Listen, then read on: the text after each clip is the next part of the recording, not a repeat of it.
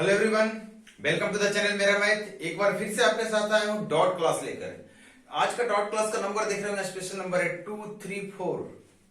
मतलब 1 अगर आप लगा दें तो बहुत अच्छी बात है। तो 1 लगाने का मतलब क्या समझ रहे हैं आप? सवाल हमसे पूछते रहिए, मैं आपको हेल्प करता रहूंगा। और ये फिर एक बार यहाँ स्टार्टिंग में 1 लग जाएगा। देखिए 1 नहीं लगा हुआ है, 2 3 4 है, ये बोल रहा था। चलिए आज के क्लास का पहला क्वेश्चन भी आपका इसी तरह का है। एवरेज का सवाल, इस तरह का कॉन्सेप्ट, इस तरह का सवाल मैं कराया हूं एवरेज के क्लास में। आप वीडियो देखिएगा, आई थिंक थर्ड वीडियो होगा शायद, उसमें एक क्वेश्चन होगा। असाइनमेंट में इस टाइप का क्वेश्चन डाला हुआ है। मैं यहाँ पे बता रहा हूं और मेरी हमेशा से कोशिश होती है कि आपके साथ अप टू डेट रहूं। कहने का मतलब जो तरीका पहले बता रखा है मैंने, वो तरीका अगर आज चेंज हो सकता है तो मैं चेंज करता हूं और भी शॉर्ट करता हूं। आज के क्लास में आप देखेंगे कि इस क्वेश्चन को मैं फिर से एक डिफरेंट तरीके से, एकदम इजी तरीके से आपको बताने वाला हूं। एकदम न्यू, और बहुत कुछ नहीं सोचना पड़ेगा, ऐसे ही बन जाएगा। सवाल देखिए क्या कह रहा है स्क्रीन पे। देखिए सवाल को कह रहा है क्रमागत धनात्मक पूर्णांकों का एक समूह जो कि संख्या 1 से शुरू होता है। बोर्ड पर लिखा हुआ एक विद्यार्थी आता है और उसमें से एक नंबर, एक संख्या को क्या करता है, पूर्णांक को मिटा देता है। इससे कारण जो औसत है, जो औसत है बची हुई संख्याओं का, वो कितना हो जाता है? तो आपका दिया हुआ 35 से 7/17 इतना औसत हो जाता है। आपसे पूछ रहा है वो कौन सा संख्या था, वो कौन सा पूर्णांक था जिसको हटाया गया था या फिर मिटाया गया था। एकदम आसान भाषा में समझाऊंगा, दिमाग पे कम जोर पड़ेगा और थोड़ा सा वर्क भी कम होगा। एकदम आसान भाषा में समझ में आएगा। आप मुझे बताइए, सबसे पहले देखिए कि आपको अगर ये कॉन्सेप्ट पता है कि जब एवरेज निकालते हैं लगातार संख्याओं का, तो मान लीजिए यहां से यहां तक लगातार संख्या है, तो एवरेज क्या होती है? तो एवरेज हमेशा होता है बीच वाली संख्या। अब बीच वाली संख्या एवरेज होता है, या फिर बीच वाली संख्या को निकालने का और क्या तरीका? पहला प्लस आखिरी को जोड़कर 2 से भागा कर दें। मतलब आप ऐसा कह सकते हैं, एग्जैक्ट नहीं ऑलमोस्ट कह सकते हैं कि जो अंतिम संख्या होगी, अगर लगातार 1 से बात कर रहा हूं किसी संख्या तक, तो अंतिम संख्या होगी उसका आधा लगभग एवरेज होगा, या फिर जितना एवरेज है उसका डबल लगभग क्या होगा?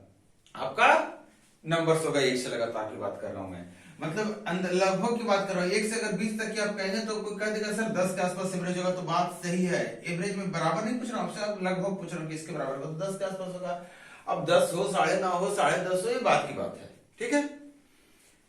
अगर मैं बोल दूं कि नहीं एवरेज 22 है, तो आप कहेंगे सर लगभग 44 नंबर के आसपास होगा। टोटल वहां पे 44 हो, 43 हो, 45 हो, 46 हो, मतलब इसी के आसपास होगा। ये कॉन्सेप्ट अगर आप समझ रहे हैं तो आपको देखिएगा, इसको डिटेल एक्सप्लेनेशन अगर आपको चाहिएगा, मतलब एकदम बेसिक से और भी डिटेल में, तो आप देखिएगा वीडियो, पहला 3 वीडियो एवरेज का देखेंगे, उसमें आपको ये सारी चीजें क्लियर की गई है। तो यहाँ पे देखिए सवाल में क्या किया गया है, पहले हुआ क्या होगा कहानी वो भी समझिए। बोर्ड पे लिखा होगा ऐसा नंबर कुछ कुछ करके, कितना नंबर आपको दिख रहा है बोर्ड पे? 6 नंबर। एक बंदा आया, ये मिटा दिया। अब किसी को एवरेज निकाला हो तो क्या करेगा? इस सबको जोड़ेगा और काउंट करेगा कितना नंबर, उससे भागा दे देगा। मतलब 5 से ही भागा देगा, जबकि जो नंबर मिटाया तो उसको मिलाकर 6 नंबर टोटल था। इसका मतलब अब जब यहाँ पे जब एवरेज निकालने के बाद जो भागा दिया गया होगा, वो कितना से भागा दिया गया होगा? तो कहेंगे सर कुछ ऐसा नंबर से दिया गया होगा जो 17 का ही गुणनफल होगा, या तो 17 खुद हो, या 34 हो, या फिर 51 हो, 68 हो, ऐसा कुछ होगा नंबर। क्लियर है? पहला पॉइंट। दूसरा पॉइंट कि एवरेज 35 के आसपास आ रहा था, कहेंगे सर 70 नंबर टोटल हो सकता है, हम ऐसा कह सकते हैं। तो एक नंबर ऐसा पता कीजिए जो 70 के आसपास हो और 17 का गुणनफल हो, तो आप कहेंगे सर 68।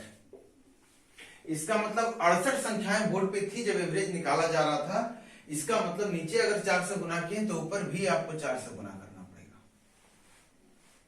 ये बातें क्लियर हो गई?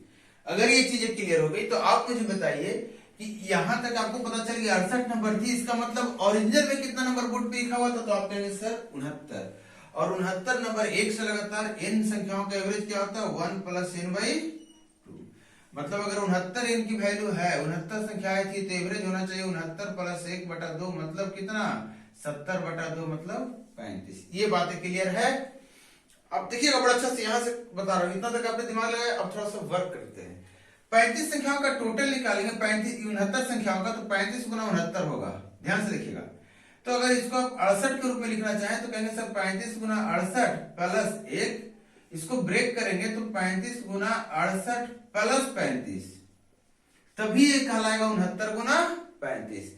जब इसका आप टोटल निकालने चलेंगे, देखिएगा टोटल निकालने चलेंगे तो पहले तो इसको इससे गुना करेंगे, या फिर देखिए इसको मैं हटा दे रहा हूं, इसको एक बार लिख रहा हूं मैं ऐसे करके 35 28/68। जब इसको टोटल निकालेंगे तो 68 से गुना करेंगे तो ये तो इससे कट जाएगा और 35 गुना हो जाएगा 68 से और प्लस 28 आएगा। यहां क्या आना चाहिए था आपके हिसाब से? तो कहेंगे सर 35 आया, कितना है 28, इसका मतलब 7 को मिटाया गया था। ये आपको क्लियरली समझ में आ गया, आया कि नहीं समझ में?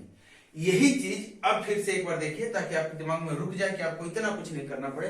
आप इन दोनों को मिलाते एक नंबर पता कर लेंगे 70 के आसपास, तो आपको पता चला 68, नीचे वाले को 68 बनाएंगे तो ऊपर हो जाएगा 28। आपको इतना पता चल गया कि 68 नंबर था, तो इसका मतलब एक मिटाने के बाद 68 है तो 69 नंबर होगा। 69 का एवरेज 35 हो रहा था, इसमें कितना घट रहा 35 बनाने के लिए? तो 7। तो यह नंबर को हटाया गया था। क्लियर है? चलिए, और दूसरा तरीका भी है इसका, जो कि उसमें और दिमाग लगाना था, वो कि मैंने आपको एवरेज में पढ़ाया था। ये भी चीज एवरेज में यही कॉन्सेप्ट बताया, सब कुछ बताया हुआ है, लेकिन यहाँ पे थोड़ा सा यही किया मैं आपको कि आपको एवरेज से चेंज कर दिया कि कैसे कैसे हुआ था टोटल में से। नेक्स्ट सवाल जो आपके सामने है, ये सवाल क्या कह रहा है? कह रहा है एक व्यक्ति ने एक मेज तथा एक कुर्सी 2000 रुपए में खरीदी। ये भी एवरेज में सवाल किया हूं, इसका वीडियो नंबर मुझे याद नहीं है, लेकिन आपको जरूर बताया जाएगा, बताऊंगा मैं। कह रहा है कि मेज को और एक कुर्सी को 2000 रुपए में खरीदता है। बेचारा 2000 रुपए मुश्किल से खरीदता है और 20% लाभ पर वो मेज को बेच देता है, जबकि 30% लाभ पर कुर्सी को बेचता है और उसको ओवरऑल 23% का लाभ होता है। मैंने एलिगेशन से आपको बताया था, आपको थोड़ी सी दिक्कत हुई थी मेज का क्रय मूल्य निकालना। आपको याद रहे मेज का क्रय मूल्य निकालना है। आपको एलिगेशन से थोड़ी सी दिक्कत हुई थी क्योंकि आपने मुझे बोला था क्या करने के लिए, रेशियो मेथड से बताने के लिए। आपको एक मेथड बता रहा हूं मैं, बड़ा अच्छा सा मेथड है। आप इसको भी मैंने डिटेल में एक्सप्लेन किया था एवरेज में। आप यहाँ पे फिर से देखिए, मैं आपको सिर्फ ये बोल रहा हूँ, आपको निकालना क्या था? आप कहेंगे सर मेज का प्राइस निकालना, तो मेज का प्राइस निकालना, तो मेज को आप साइड कर दीजिए। जो दूसरा आइटम वहां पे है, जो कुर्सी है, आप ऐसा कहिए कि भैया ऐसा है कि सबको मैं कुर्सी के हिस्से में डाल दिया, मतलब सबको कुर्सी मान लीजिए। आपने बोला कि जितना भी सामान था, ठीक है ना, जो भी था, दोनों कुर्सी है, दोनों मेज नहीं है, दोनों कुर्सी है। जो निकालना है वो नहीं मानेंगे, उसका उल्टा मानेंगे। तो अगर दोनों कुर्सी है तो दोनों को मिला के 30% का फायदा होना चाहिए था पूरे पे उसको। अगर दोनों कुर्सी है तो क्योंकि कुर्सी पे 30% का हुआ है, तो आप कहेंगे सर हाँ 30% का तो फायदा होना चाहिए था। बात तो सही बोल रहे हैं आप, लेकिन सवाल तो कर रहा है कि 23% का फायदा हो रहा है। इसका मतलब मैंने जो बोला उसमें गलती हो गई। किसकी गलती हो गई? 7% मैंने ज्यादा बोल दिया कि 7% ज्यादा फायदा हो रहा है। देखिएगा ध्यान से, 7% ज्यादा फायदा हो रहा है किसका? ओवरऑल की मैंने बात किया था, क्योंकि मैंने इसको बना दिया क्या, दोनों मिलाकर क्या हो गया? कुर्सी हो गया। तो कुर्सी पे तो 30% फायदा हो रहा है, लेकिन ओवरऑल 23%, मतलब 7% फायदा जो ज्यादा हो रहा है। ये क्यों हो रहा है? क्योंकि मेज पे प्रॉफिट कम था। कितना कम था मेज पे प्रॉफिट? तो आप कहेंगे सर 20% कम था। यही जो 20% कम हो रहा है, ध्यान दीजिएगा, ये जो 20% मेज का प्राइस था, कम कितना था? तो 30 माइनस 20। तो ये 30 माइनस 20 है, ये जो 10% कम है, 10% के टुकड़ों में इसको आप बांटो। ये कहिए कि 10% कम है, तो 10% कम मतलब कितना कम है? तो मैं बोलूंगा कि 10% कम जो है इतना है, यही कम है ना, यही ज्यादा हो गया है। मतलब क्यों ज्यादा हो गया? क्योंकि हमने सबको 10% बढ़ा के लिखा है। 10% देखिए, मेज पे 20% था, उसको भी 10% बढ़ा के लिखा है, तो हम उसका 10% जो बढ़ा कर लिखा, 10% की वैल्यू हमारी ये निकल कर आएगी। किसका 10%? फिर से सुनिएगा, मेज का जो 10% बढ़ा के मैंने कुर्सी बोला था, उस मेज का 10% की वैल्यू ये निकल कर आई है। तो आप बताइए मेज का 100% के लिए क्या करेंगे? मेज का 100% मतलब मेज का प्राइस, इसको भी 10 से गुना कर देंगे। यहाँ देखिए 100% हो गया। और परसेंटेज में आपको मैं बताया था कि 100% मतलब क्या होता है? Total value, original value. Percentage से 2 जीरो काट दीजिए और 7 दूना 40। ये आपको निकल कर आ गया मेज का प्राइस। एलिगेशन से एक बार फिर बता दे रहा हूं, एलिगेशन में होता क्या है कि आपको मेज जो लिखा हुआ है, जो कुर्सी लिखा हुआ है, पहले मेज पे 20% प्रॉफिट मिला, कुर्सी पे 30% प्रॉफिट मिला, ओवरऑल 23% प्रॉफिट मिला। ठीक है, आपको क्या करना है? आपको तिरछा माइनस करना है एलिगेशन के लिए। तो यहाँ 7% आ गया और यहाँ कितना आ गया? 3%। आप देखिए कि 7% जो आता है, इसको रेशियो में लेते हैं तो 7 और 3 के रेशियो में बटा, मतलब मेज की कीमत अगर 7 है तो कुर्सी की कीमत कितनी है? 3 है। जबकि सवाल में आपको दोनों की कीमत दी है, दोनों की कीमत कितनी होनी चाहिए यहाँ के हिसाब से, रेशियो के हिसाब से? तो कहेंगे सर 10। दोनों की कीमत कितनी होनी चाहिए मिलाकर? तो कहेंगे 10। और 10 की वैल्यू कितनी दे रखी है? 2000 रुपये। 10 की वैल्यू 2000 रुपये दी हुई है, तो आपसे पूछ रहा था 7 की वैल्यू, तो 1 की वैल्यू आप कितनी बताएंगे? तो आप कहेंगे सर एक जीरो हटा देंगे तो कितना हो जाएगा 200, और 7 की यूनिट की वैल्यू 200 गुना 7 मतलब कितना आ गया, तो आपका 1400। ये आपका रेशियो मेथड, एलिगेशन मेथड हो गया। और भी मेथड इसको सोल्व करने का, ठीक है, इसको सोल्व करने का और भी मेथड है। ये जो तरीका मैं बता रहा हूं इस तरीके को आप निकालिएगा, आपको क्वेश्चन में ये पता चल गया कि मेज की दाम कितनी थी, तो आपको पता चल गया 1400, तो कुर्सी की दाम कितनी होगी, तो आप कहेंगे सर 600। जो तरीका मैंने पहले एक्सप्लेन किया, आपको अगर कुर्सी का दाम पूछता तब आप इस तरीके से निकाल के सबको मेज मान के बनाइएगा। उसके बाद देखिएगा, बना तो कमेंट करके जरूर बताइएगा कि हाँ बन गया, समझ में आ गया क्या बोला था। और इस तरह के जितने क्वेश्चन होंगे आप सबको इस मेथड से कर सकते हैं, बना सकते हैं। इसको आप शिफ्टिंग मेथड बोल सकते हैं, क्योंकि मैंने सबको शिफ्ट कर दिया था एक ही तरफ, या फिर और भी जो नाम देना है, नाम देना है आपको अपने अनुसार नाम दीजिए, जो भी नाम दे सकते हैं। ये जो क्वेश्चन आपके स्क्रीन पे है, 2 क्वेश्चन लिख रहा होगा। ये जो क्वेश्चन हिंदी में लिखा हुआ है इसमें थोड़ा सा मिस्टेक है, ठीक है, तो इसको आप इग्नोर कीजिए। और जो इंग्लिश में लिखा हुआ है इस पे ध्यान दीजिए, मैं समझा दे रहा हूँ क्या मिस्टेक हो गया था। वहां पे थोड़ा सा सफल और असफल, मतलब पास और फेल में थोड़ा सा दिक्कत हो गया था, मिस्टेक हो गया उसमें। सवाल जो ओरिजिनल है वो करा, in an examination 80% students passed in English. 80% जो है स्टूडेंट क्या हो रहा है, पास हो रहा है किसमें, इंग्लिश में। फिर बोल रहा है 70% जो है वो स्टूडेंट पास होता है मैथ में। 70% किसमें पास होता है, मैथ में। सवाल कह रहा है। फिर बोल रहा है कि 10% जो स्टूडेंट है वो फेल हो जाते हैं दोनों में। 10% जो है ये फेल हो जाते हैं किसमें, दोनों में। अगर 144 लोग जो हैं ये पास हो जाते हैं दोनों में, तो आपको बताना है टोटल कितने लोग थे। आपके दिमाग में ये बात होगा कि सर आपने उसको कैसे गलत बोल दिया। उसको मैंने इसलिए गलत बोल दिया कि सवाल के अनुसार कह रहा है कि 10% पास होते हैं दोनों में। आप देखिए सवाल को कह रहा है 10% दोनों में पास होते हैं, और अगर 144 लोग दोनों में पास होते हैं तो टोटल कितने हैं थे। तो अगर पुराने सवाल पे चलेंगे तो कहेंगे 10% दोनों में पास हो रहे हैं और दोनों में 144 पास हो रहे हैं, मतलब 10% 144 है, तो 100% कितना हो गया, तो कहेंगे सर 1440 हो गया, 1440। यही बात हो गई, और इंफॉर्मेशन से कोई मतलब नहीं है, ठीक है। इसलिए बोला कि सवाल में थोड़ा सा मिस्टेक है। अब इसको देखिए आप कैसे बनाएंगे। 80% इंग्लिश में पास हो रहा था, क्योंकि उम्मीद है मुझे कि आपको शायद क्वेश्चन में जो मिसप्रिंट है उसके कारण आपको दिक्कत हुई होगी। आप कमेंट करके जरूर बताइएगा कि वाकई वो मेरी जो पकड़ है वो सही है कि या फिर आपको कुछ और दिक्कत थी। तो देखिए इस सवाल को कैसे बनाते हैं। सवाल को ये करते हैं कि 80% लोग पास हुए। देखिए यहाँ क्या दिया हुआ है, यहाँ फेल दिया हुआ है, तो हम सबको फेल में लेकर चले आएंगे, ठीक है, सबको फेल में लेकर आएंगे। तो 80% अगर मैथ में इंग्लिश में फेल हो रहे हैं, तो आप बताइए इंग्लिश में पास हो रहे हैं तो इंग्लिश में फेल कितने हो जाएंगे, तो आप कहेंगे सर 20%।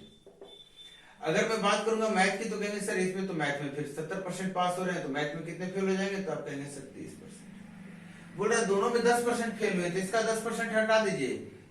हटाएंगे ना तो कम, तो 10% है जो सिर्फ इंग्लिश में पास हुए हैं।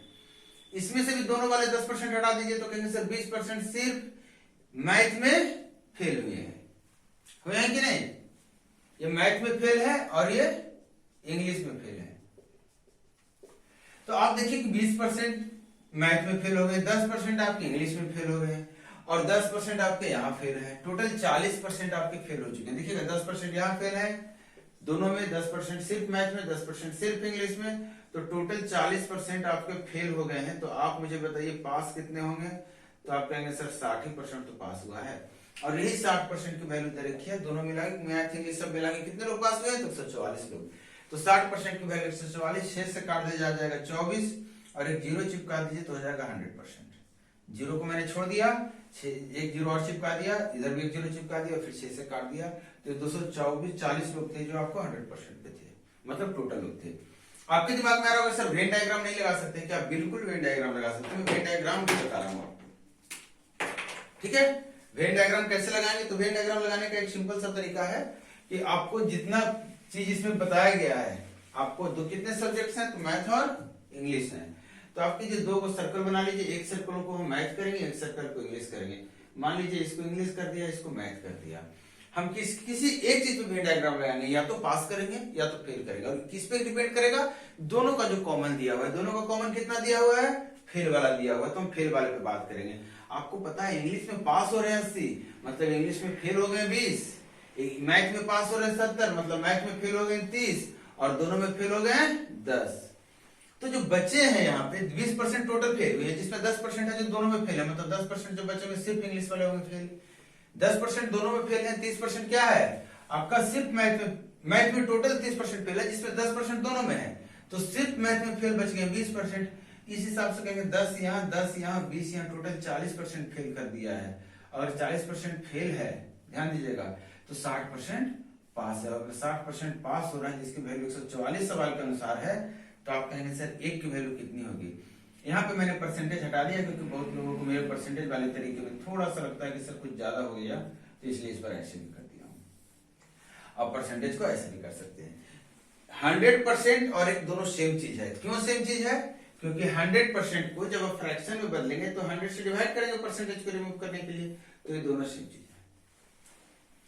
इसका मतलब क्या समझ में आया? फ्रैक्शन और परसेंटेज दोनों सेम चीजें हैं। फ्रैक्शन और परसेंटेज दोनों सेम चीजें हैं। एक सवाल आपके सामने और आ रहा है, ये सवाल मैं पेन से लिखने वाला हूं बोर्ड पे, क्योंकि ये सवाल आपको बोर्ड पे नहीं लिखूंगा मैं। ये सवाल का छोटा सा बेसिक कॉन्सेप्ट मैं बता दूंगा, उसके बाद एक छोटा सा फॉर्मूला दे दूंगा, और उसके बाद आपको बता दूंगा कैसे आप सोल्व करेंगे बिना मतलब पेपर वगैरह के, बिना पेन वगैरह के।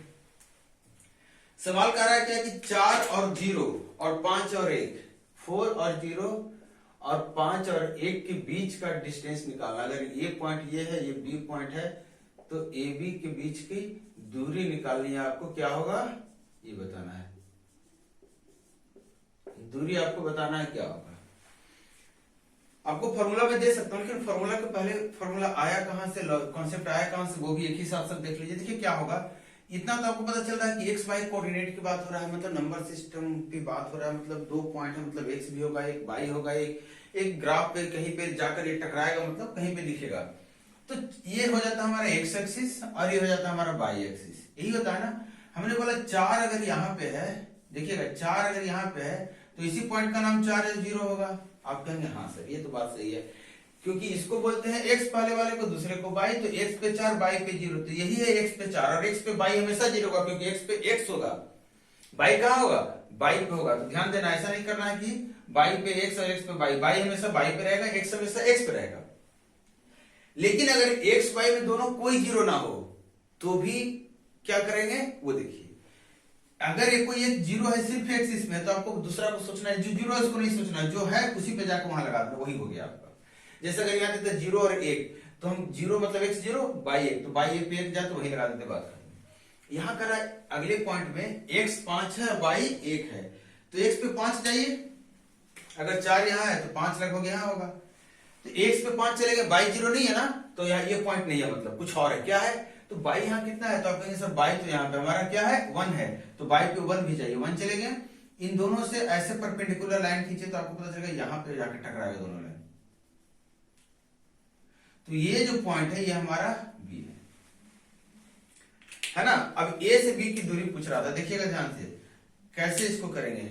इसको करने के लिए आपको कुछ नहीं करना, आपको सिर्फ ये बताना है कि इस डायग्राम को एक बार फिर से मैं थोड़ा सा बड़ा में बना रहा हूं ताकि आपको समझ में आए। मैंने ए ले लिया यहाँ पे जो 4,0 था, और आपका जो बी था वो कहाँ है, यहाँ पे कुछ दिखा दे रहा हूं, बड़ा कर दिया मैं।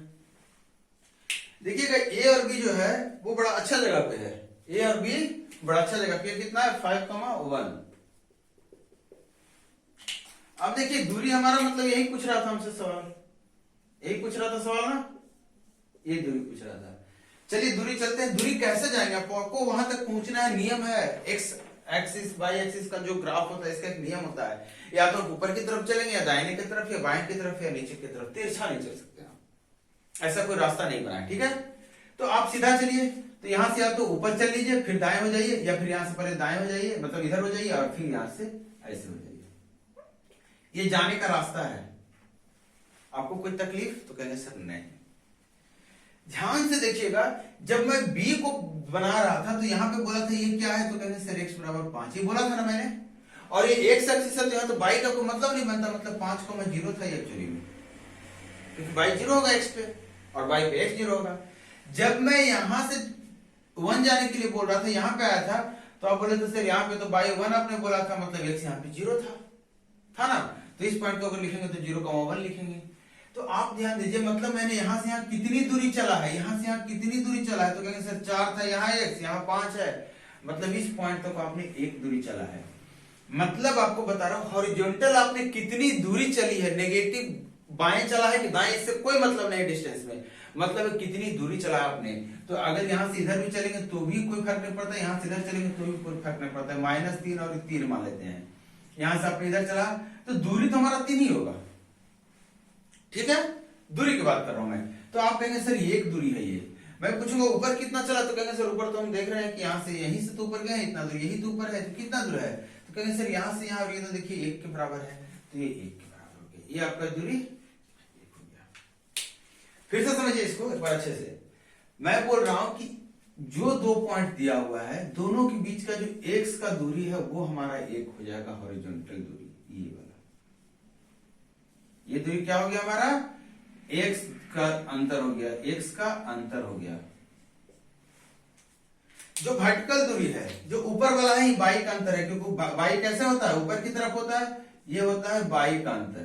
दोनों पॉइंट का किसी में से किसी को घटा ले, जरूरी नहीं है कि x वाले में 5 में से 4 घटाएं और y वाले में से 1 में से 0 घटाएंगे, आपका मूड है 0 में से 1 घटाएगा, जो बड़ा है उसमें से छोटा घटाइए, माइनस प्लस क्या कोई फर्क नहीं पड़ता है। तो आपको होता है कुछ नहीं है, इसमें एक ट्रायंगल मिलता है, इसमें क्या मिलता है, ट्रायंगल का जो ये वाला होता है कर्ण, क्योंकि राइट एंगल होता है, x बाई 90 डिग्री होता है, जो कर्ण होता है यही तो दूरी हमारा था। तो आप मुझे बताइए x का अंतर आप बता देंगे 5 - 4, 1 y का अंतर आप बता देंगे 1, तो 1 और 1 का जो ट्रायंगल बनेगा उसका ये नहीं निकालेंगे, 1 का स्क्वायर प्लस 1 का स्क्वायर का रूट, मतलब √2। अब फॉर्मूला पे बात कर रहा हूं, फॉर्मूला आपको लिख दे रहा हूं, फॉर्मूला जो इसका होता है, ये फॉर्मूला होता है डिस्टेंस बराबर दूरी बराबर √(x1 - x2) का स्क्वायर प्लस y1 - y2 का स्क्वायर, कहीं कहीं पे आपको लिखा हुआ रहेगा x2 - x1 का स्क्वायर प्लस y2, मतलब ये वाला बदल के लिखा रहेगा, क्योंकि माइनस के अंदर में माइनस है लेकिन ऊपर में स्क्वायर है, उसके ऊपर तो स्क्वायर है तो कोई फर्क नहीं पड़ता, बदल के लिखे नहीं बदल के लिखे। यहाँ पे क्या हो गया, यहाँ पे जो x1 y1 है, ये जो x1 और y1 है कॉमा यहाँ पे हो गया, ये पहला पॉइंट हो गया, पहला पॉइंट, पहली बिंदु, और x2 y2 है, ये हो गया हमारा दूसरी बिंदु।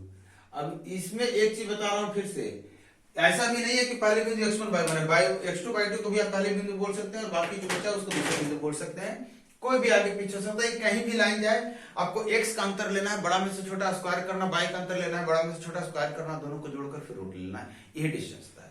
तो उम्मीद है कि आपको एक्सप्लेनेशन समझ में आ रहा होगा, कमेंट करके आप जरूर बताइए हमें वीडियो पसंद आ रहा नहीं आ रहा, एक्सप्लेनेशन क्लियर है नहीं है, कमेंट जरूर कीजिए, शेयर कीजिए वीडियो को, सब्सक्राइब नहीं किया तो सब्सक्राइब कीजिए चैनल को। मैं मिलता हूं नेक्स्ट क्लास में, और नेक्स्ट क्लास में जल्दी मिलता हूं, थैंक यू।